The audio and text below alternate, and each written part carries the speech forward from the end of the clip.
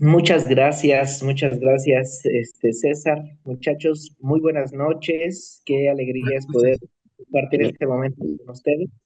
Vamos a comenzar con una palabra de oración. Les voy a pedir, por favor, inclinen su cabeza, cierren sus ojitos y vamos a orar. Querido Dios, muchas gracias por darnos la oportunidad, Señor, de concentrar nuestras mentes en el estudio de la Biblia. Señor, vamos a tocar un tema muy especial y queremos, Señor, de tu iluminación para que podamos comprender, Señor, qué es la Biblia, para qué existe, Señor, y cómo tú puedes bendecir nuestra vida a través de ella. Bendícenos, por favor, además de aprender, Señor, lo práctico, lo teórico, Señor, también queremos que sea un punto de partida, Señor, para fortalecer nuestra relación personal con Cristo Jesús. Bendícenos, por favor, ahora que vamos a meditar en ella, que vamos a explorarla, Señor, analizarla e incluso, Señor, de manera crítica, Señor, a observar la Biblia para entonces tener, Señor, un conocimiento más amplio de ella. En el nombre de Jesús. Amén. Amén. Muchas gracias por la invitación. Hoy nos vamos a concentrar en el estudio de la palabra de Dios. ¿Todos tienen Biblia en sus manos, chicos? Quiero saber si todos tienen Biblia. ¿Sí? Excelente. Bueno, voy a comenzar mencionando que la Biblia es una compilación de varios libros, ¿verdad? Tiene el término biblos del griego, que significa biblioteca. La Biblia tiene una compilación de 66 libros y se divide en Antiguo y Nuevo Testamento. La Biblia gira en su compilación alrededor de 1500 años en su composición, en su estructura y en su formulación. Y este libro, ¿verdad?, que nosotros tenemos hoy en día, tiene una particularidad muy especial. No solo contiene la palabra de Dios en sí misma, es la palabra de Dios, y cuando nosotros abrimos este maravilloso libro, nos vamos a dar cuenta que tiene en esencia, ¿verdad?, una revelación muy, muy especial. Eh, Nosotros cuando abrimos la Biblia nos vamos a dar cuenta que las Sagradas Escrituras abarcan varios libros, dijimos 66 libros. Este, es una revelación de parte de Dios, dijimos, es transmitida y es inspirada a través del Santo Espíritu. El origen de la Biblia, ¿verdad? Comienza en Dios mismo. Si tienen la oportunidad de acompañarme, por favor, al primer libro de Pedro, capítulo 1, versículo 19, y vamos a explorar, ¿verdad?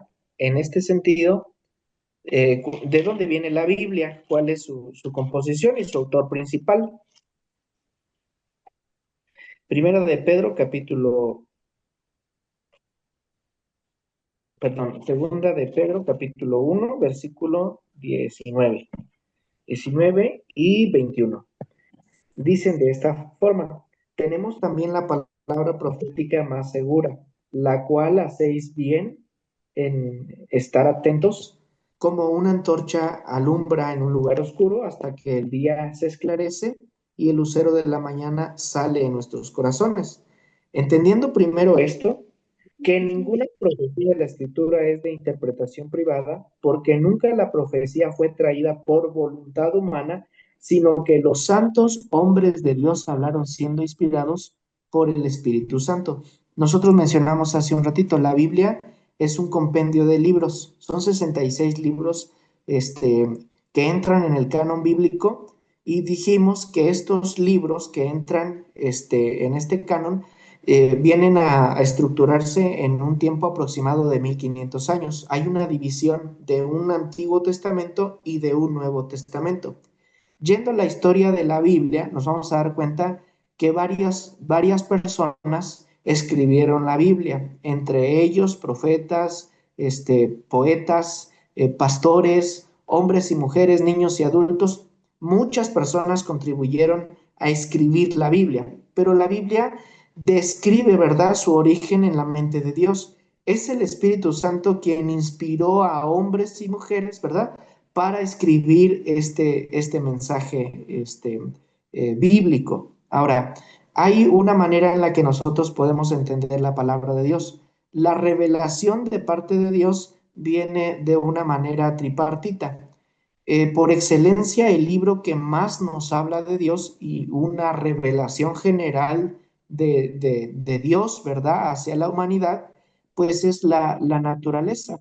El libro de Génesis, capítulo 1, versículo 1, describe que Dios es el creador de todas las cosas. En el principio Dios creó los cielos y la tierra. Haciendo en resumen, ¿verdad?, que las obras creadoras de Dios, la naturaleza en sí misma, es, ¿verdad?, el primer libro que habla del amor de Dios hacia la humanidad. Entonces, de una manera general, Dios se ha manifestado y se ha dado a conocer a través de las obras de sus manos. Mirar la naturaleza y ver la estructura inteligente, coherente, ¿verdad?, y funcional que tienen todas las demás creaciones, nos recuerdan, ¿verdad?, algo muy importante. Nada de lo que existe existiría si no fuera por la mano creadora de Dios que le da función, que le da propósito y que le da sentido a todas las cosas. Cuando nosotros vemos esa parte de la revelación de Dios, en la que Dios se manifiesta para que le conozcamos, sepamos los principios de su carácter y tengamos una relación con Él, nos vamos a dar cuenta que la primera vez que Dios se manifiesta o se revela es a través de una revelación general. Y dijimos que este primer libro que Dios escribió es la naturaleza. El mismo poeta David, el mismo rey David dijo, los cielos cuentan la gloria de Dios y el firmamento anuncia las obras de sus manos. Contemplar la naturaleza nos da discernimiento para comprender que hay una mente maestra y un arquitecto en el universo que creó todas las cosas, que las sostiene con su Sí, poder y gracias. que le da sentido a todo lo que existe. Entonces, cuando nosotros hablamos de la revelación de Dios o de la palabra de Dios, nos vamos a dar cuenta que Dios tiene varias formas de manifestarse o de revelarse. Yendo a la Biblia, nosotros podemos sustentar de una manera muy especial cuando vamos al libro de Hebreos. Hebreos capítulo 1, versículo 1, nuevamente vuelve a decirnos, ¿verdad?, que Dios se manifiesta y busca entrar en relación con la humanidad.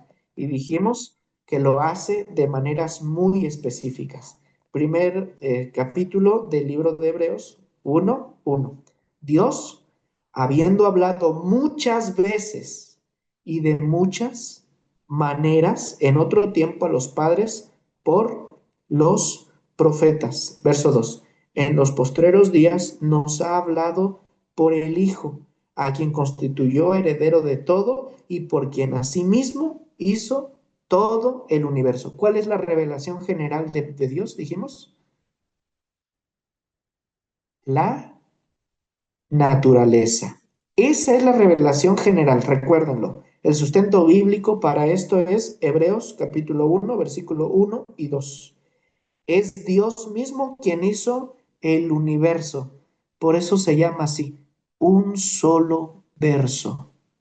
Dios dijo, hágase la luz, y se hizo ¿qué? La luz. De ahí viene la palabra universo, un solo verso o una palabra dicha.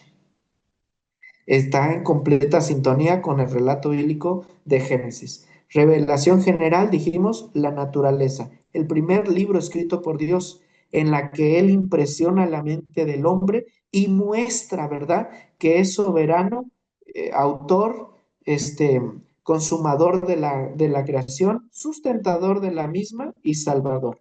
Entonces dijimos, la primera revelación de parte de Dios es la naturaleza. Hay una revelación muy especial de parte de Dios. También este mismo texto nos lo menciona.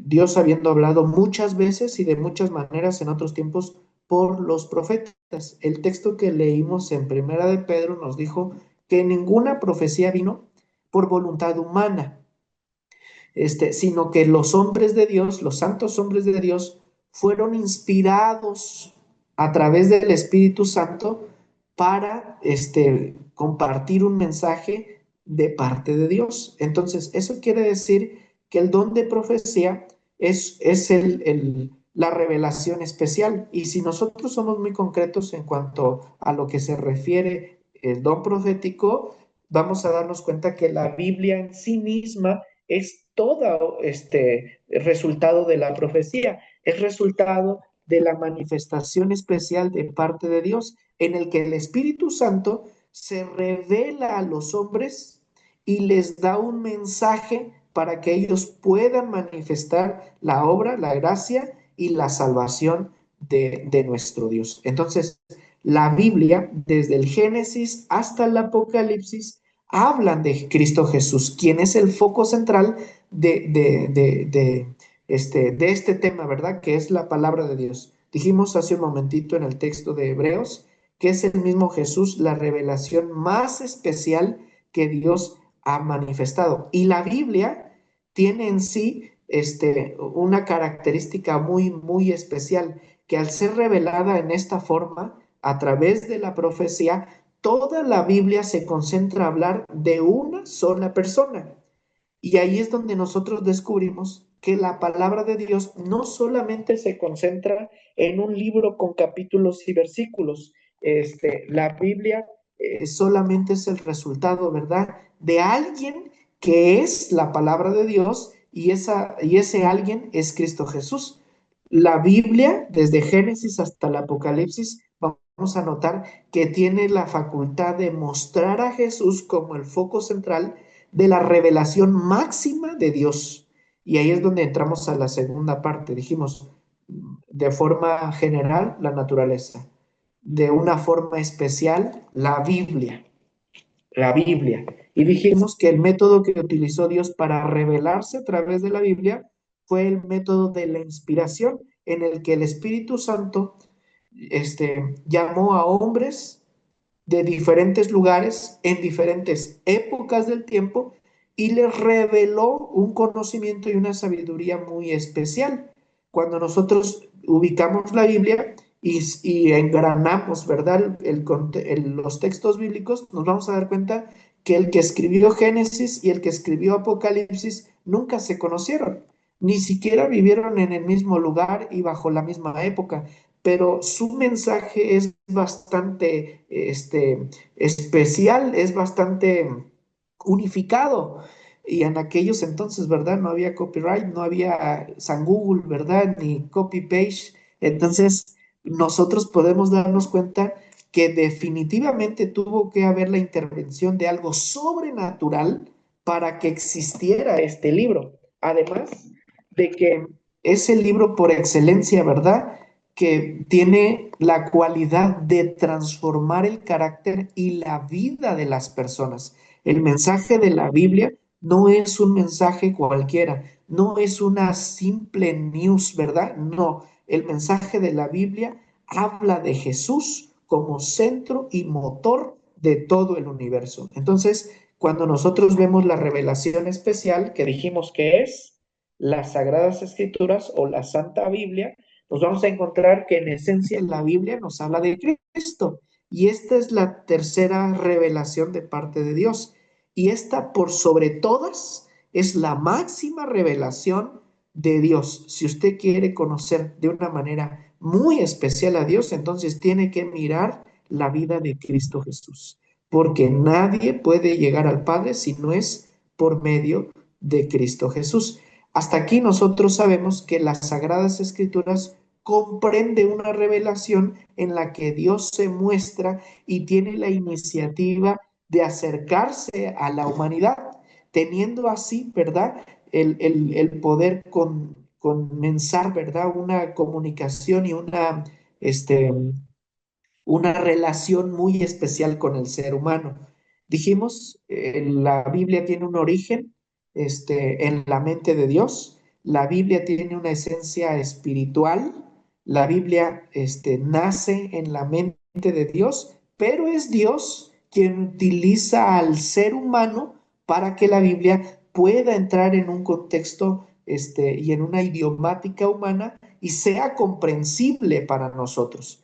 ¿Qué es el proceso de inspiración?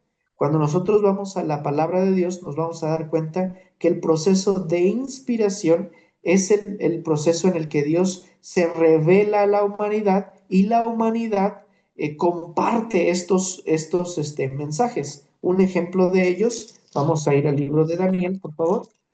El libro de Daniel.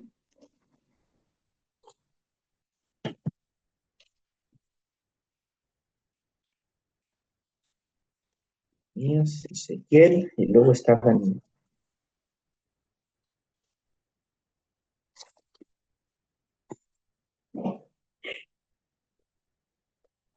Muy bien. Vamos al libro de Daniel y vamos a comparar dos capítulos. Vamos a comparar el capítulo 4 de Daniel.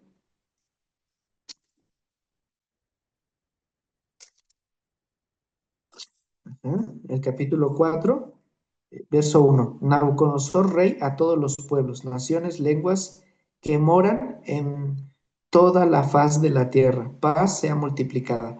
Cuando tú lees el capítulo 4 de Daniel, tú te vas a dar cuenta que el capítulo 4 tiene un autor y tiene un propósito del mensaje. Es el mismo Nabucodonosor en el verso 2 donde menciona que ve conveniente que declare las señales y los milagros del Dios Altísimo hechos con él. Es Nabucodonosor que está siendo movido para proclamar las obras del Dios Altísimo. Y tú te das cuenta, es iniciativa de Nabucodonosor, y cuando nosotros comparamos este, el capítulo 8, por ejemplo, de Daniel, nos vamos a dar cuenta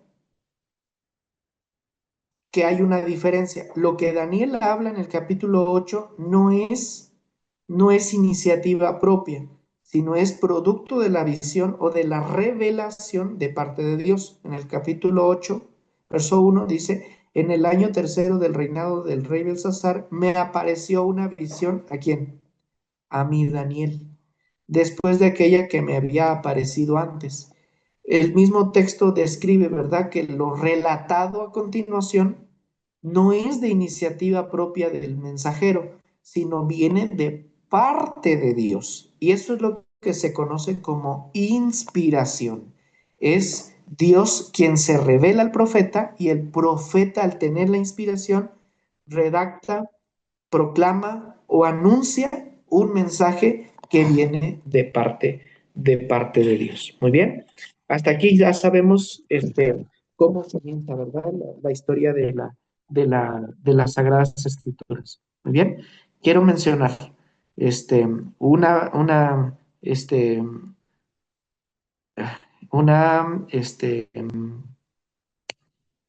revelación general, dijimos, fue la naturaleza. Una revelación especial fue la palabra de Dios o las escrituras.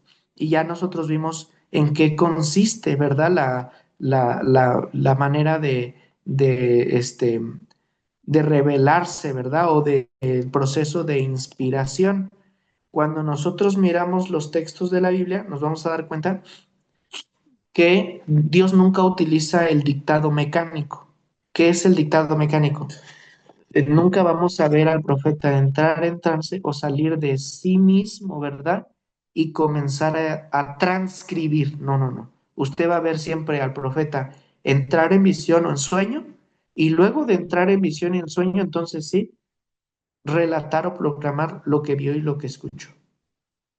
Nunca el dictado mecánico en el que Dios usa, ¿verdad?, al hombre para dictar sin que comprenda, sin que entienda el mensaje. ¿Ok? Entonces, dijimos que la Biblia tiene este trasfondo espiritual, es Dios quien la reveló. Hay una división entre el Antiguo Testamento y el Nuevo Testamento, y cuando nosotros comparamos ambos testamentos, nos vamos a dar cuenta que hablan de Jesús y hablan de la salvación en ambos casos. Quien inspira o quien hace realidad la Biblia en diferentes lugares y bajo diferentes contextos es el Espíritu Santo. por medio de la palabra de Dios, ¿verdad? Vemos que Dios comunica a los seres humanos el conocimiento necesario para alcanzar, para alcanzar la salvación. Y no solamente la Biblia da el conocimiento necesario para la salvación. Cuando tú lees la Biblia, te vas a dar cuenta que la Biblia se anticipa para ser una herramienta de solución y de orientación en las diferentes etapas de nuestra vida. Tal ejemplo de ello, el libro de Salmos, capítulo 119, versículo 105, nos menciona esa practicidad que tiene la Biblia y que nos permite que nosotros comprendamos, ¿verdad? Un poquito más acerca del carácter que Dios tiene. Si alguien me pudiera hacer favor de leerlo, pudiera abrir su micrófono.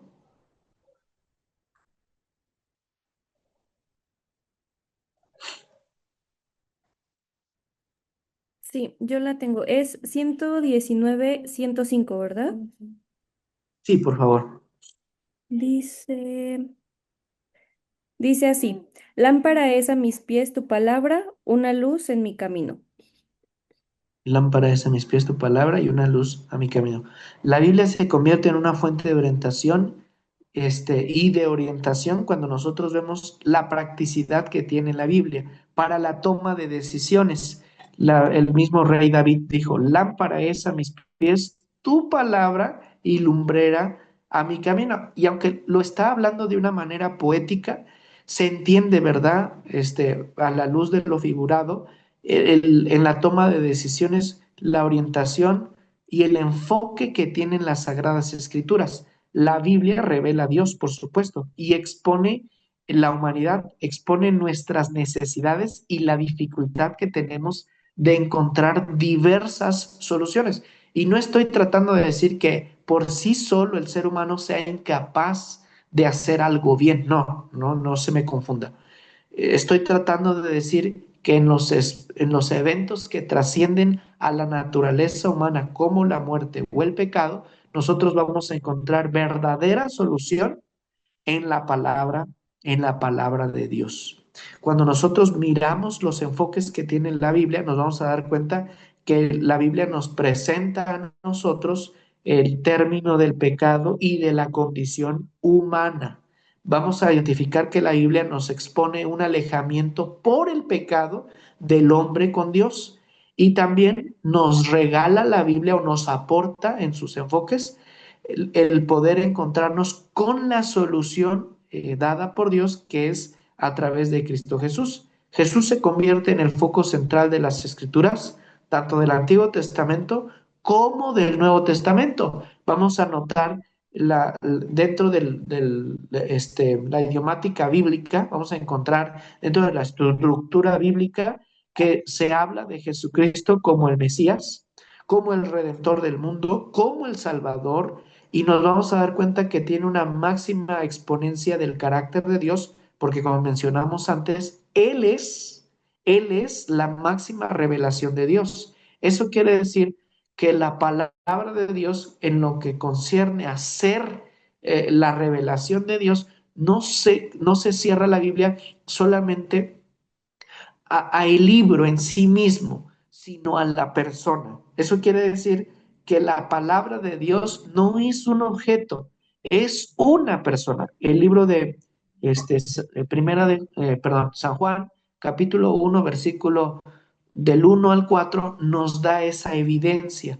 Por eso la característica de santa, justa y buena es aplicable correctamente a la palabra de Dios, que no solo es el libro, que no solo es la compilación, es una persona. Si podemos leerlo, por favor. San Juan, capítulo 1, versículo del 1 al 4, por favor. No sé qué me pasó, pero me agripé y no estaba así. Muy bien. San Yo lo Juan, tengo, pastor. adelante, por favor. Juan 1:1 al 4 dice, en el principio era el verbo y el verbo era con Dios y el verbo era Dios. Este era en el principio con Dios. Todas las cosas por Él fueron hechas y sin Él nada de lo que ha sido hecho fue hecho. En Él estaba la vida y la vida era la luz de los hombres. Muy bien, gracias, hermana. Este último verso tiene algunas características muy claves acerca de la persona de Jesucristo como la máxima revelación de Dios y en el que se concentra el poder de la palabra de Dios. El verso 1 dijo, en el principio estaba el verbo o la palabra, que es lo mismo. El verbo era con Dios y al mismo tiempo el verbo era Dios. Él estaba en el principio con Dios y todas las cosas por medio de ese verbo fueron hechas. Y sin él, nada de lo que ha sido hecho fue hecho. Y aquí el verso 4 es muy interesante. En él estaba la vida y la vida era la luz ¿de quién? De los hombres. Cuando nosotros abrimos la Biblia y encontramos en cada una de sus páginas, en cada uno de sus libros, la esencia misma de Cristo Jesús, entonces entendemos la revelación de Dios, porque quien le da sentido a la vida del ser humano es Cristo Jesús. Ya la Biblia nos presentó el asunto del gran conflicto y vemos la amenaza de la muerte y entendemos la disolución del carácter de Dios dentro de la humanidad provocada por el pecado. Cuando miramos ese escenario desesperanzador, ese escenario, incluso podríamos decirlo así, trágico, entonces no hay mayor solución y no hay mayor esperanza en la vida que Cristo Jesús. Y Él es parte de la revelación de Dios. Él es la máxima revelación de Dios. Entonces, cuando nosotros nos damos cuenta la infalibilidad que tiene la Biblia, vemos que la Biblia nos da el conocimiento necesario para hallar salvación y también vamos a comprender, ¿verdad? Que las Sagradas Escrituras tienen una revelación muy especial de la voluntad de Dios y se convierte la Biblia infalible. Vamos a descubrir, ¿verdad? A la luz de la Biblia, las normas del carácter de Dios, el criterio para evaluar la experiencia y la revelación autorizada de las doctrinas. Eso quiere decir que el contenido que tiene la Biblia nos va a precisar a nosotros incluso la norma, ¿verdad?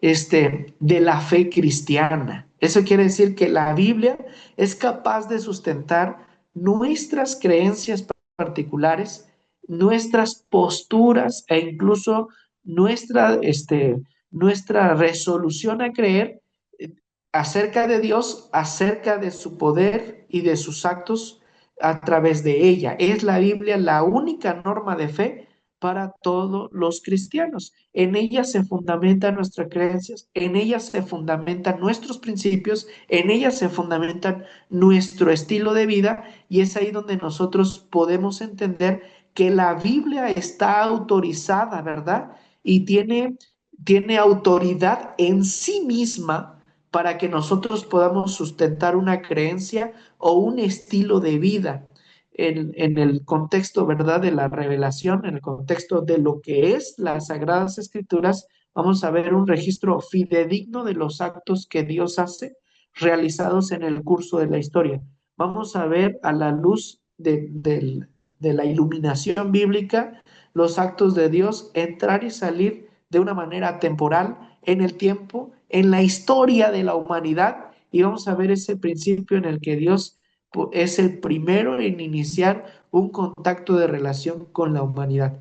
Por eso cuando nosotros hablamos de la palabra de Dios, dijimos, no solo estamos hablando del libro, estamos hablando de Cristo Jesús como la máxima revelación de Dios.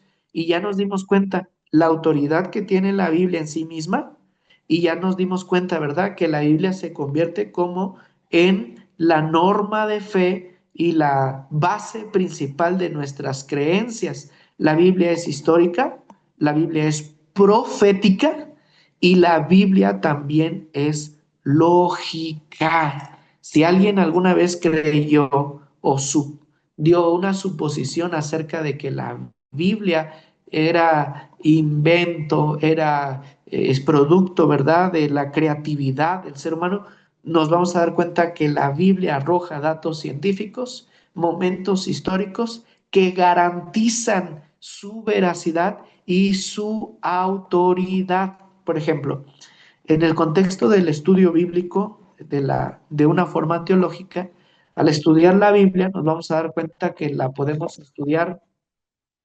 históricamente, críticamente, gramaticalmente, y haciendo de esta manera, ¿verdad? Nos vamos a dar cuenta que la Biblia tiene esa facultad, ¿verdad? De ser muy precisa. Y al ser tan precisa, ¿verdad? Entonces la Biblia garantiza credibilidad y también garantiza, ¿verdad? Eficiencia.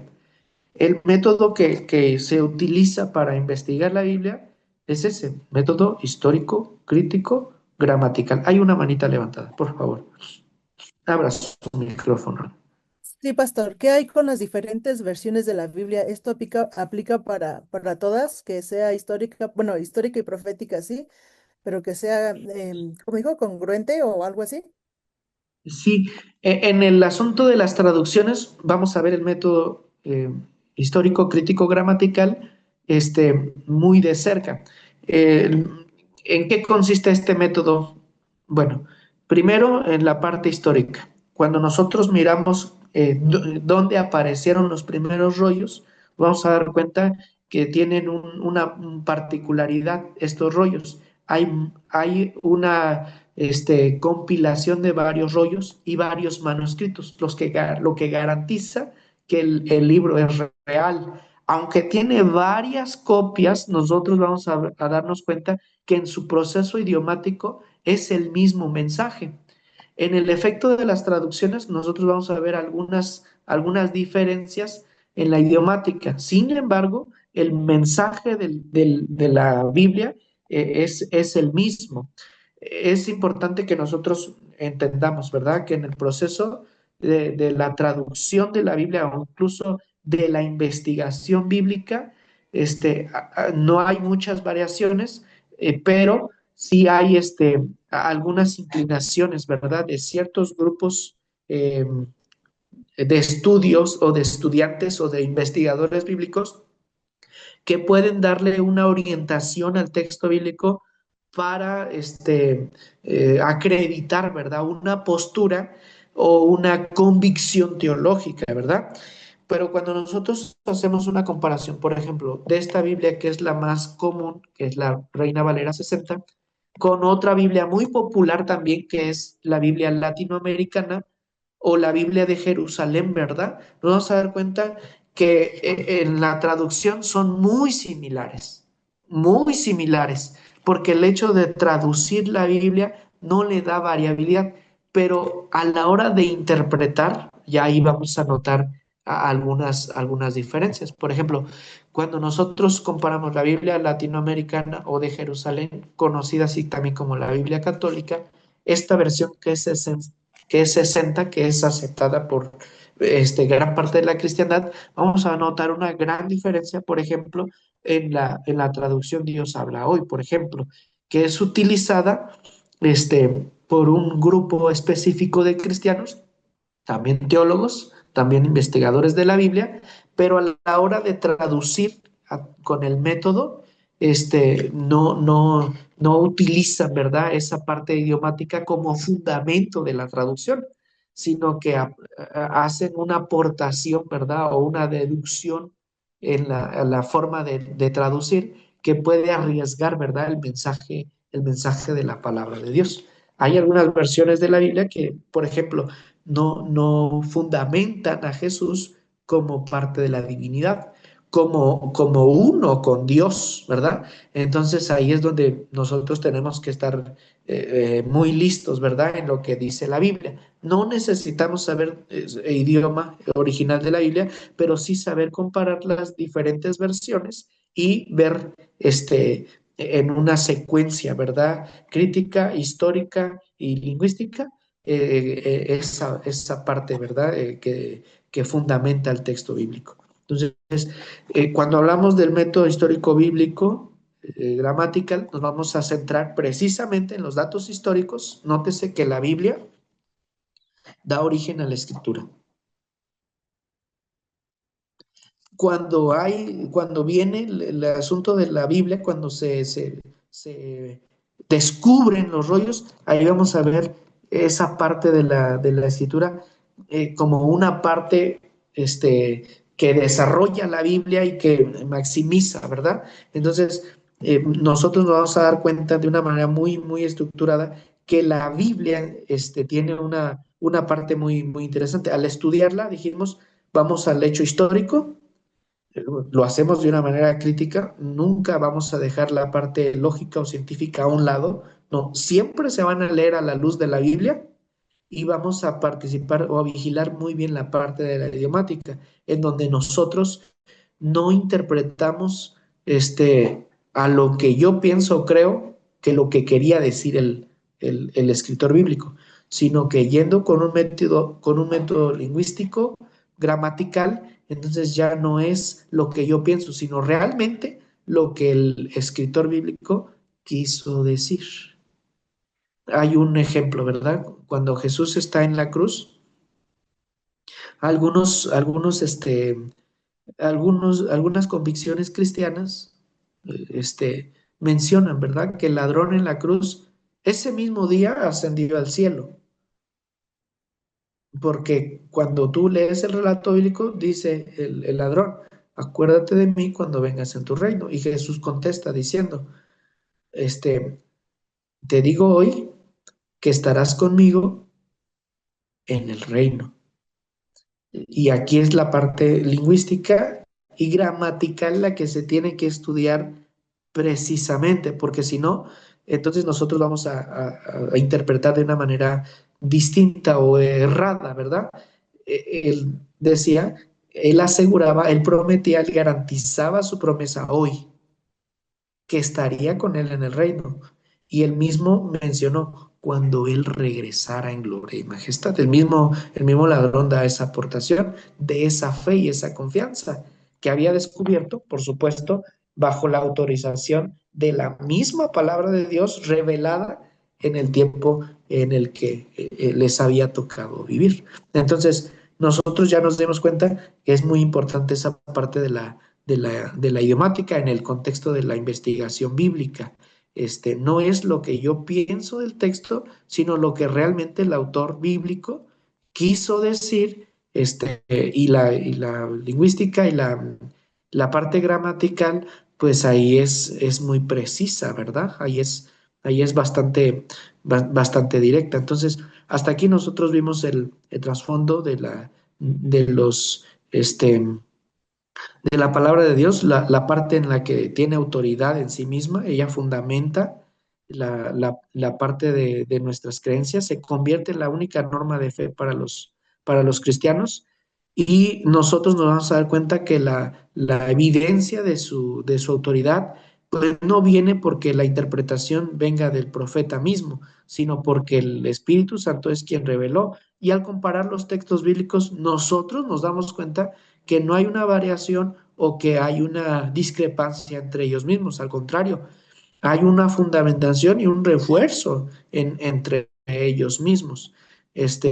Nos dimos cuenta también en el proceso de la inspiración bíblica que Dios no utiliza un dictado mecánico, sino que se revela ya sea por visión, ya sea por sueños, ya sea en la que Dios se manifiesta y el profeta, ¿verdad? O el escritor bíblico anuncia un mensaje de Dios y lo hace a través de el compartir un mensaje y pasarlo de generación en generación. ¿Ok? No sé si una pregunta acerca de la inspiración. Dijimos que Dios utiliza los agentes humanos para compartir un mensaje divino.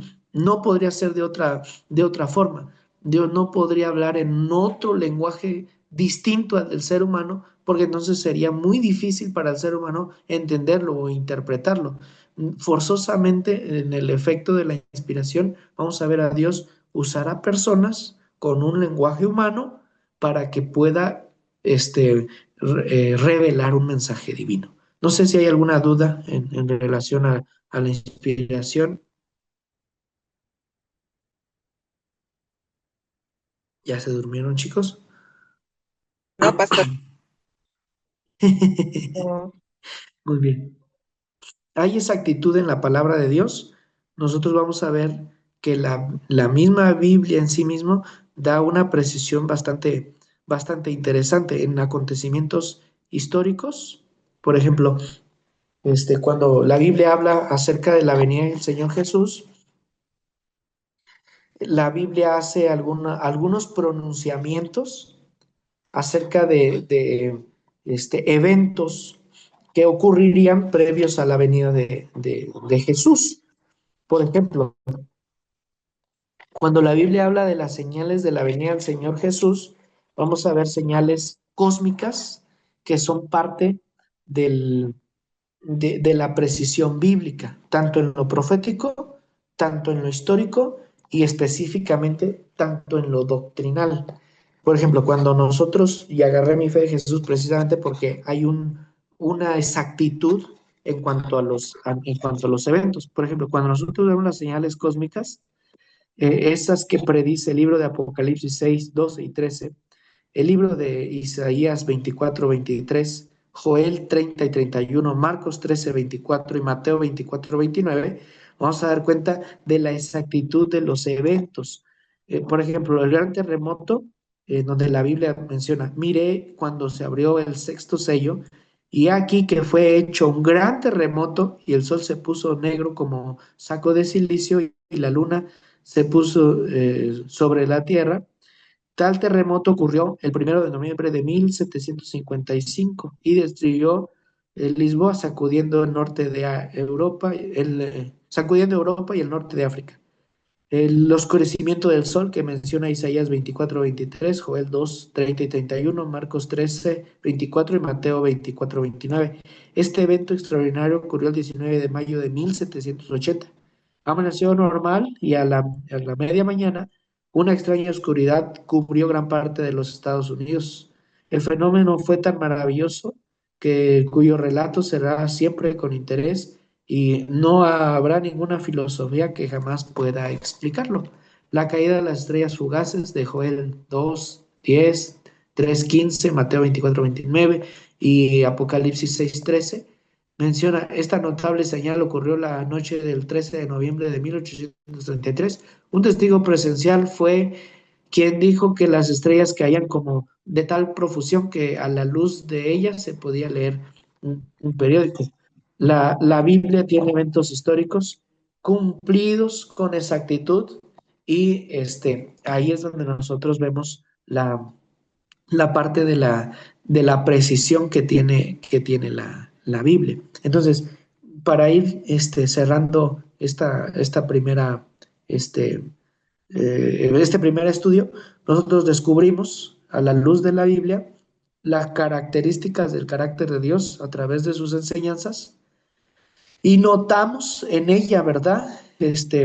La descripción de los actos de Dios y también de la historia redentiva en la que un Dios desea, ¿verdad?, darle vida eterna a la humanidad.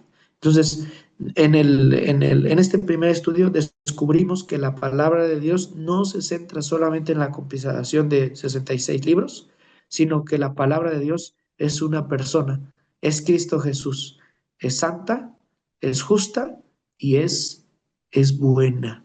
Cuando nosotros vemos el título de la Biblia, precisamente dice Santa Biblia. La Biblia tiene atributos de Dios, santa, justa y buena. Leer la Biblia, ¿verdad? Provoca en nosotros la reproducción del carácter divino. Muy bien, vamos a concluir con una oración, chicos. Voy a invitarlos a que cierren sus ojitos para poder culminar. Oremos. Eterno Dios y Padre nuestro que estás en el cielo, santo y glorificado es tu nombre.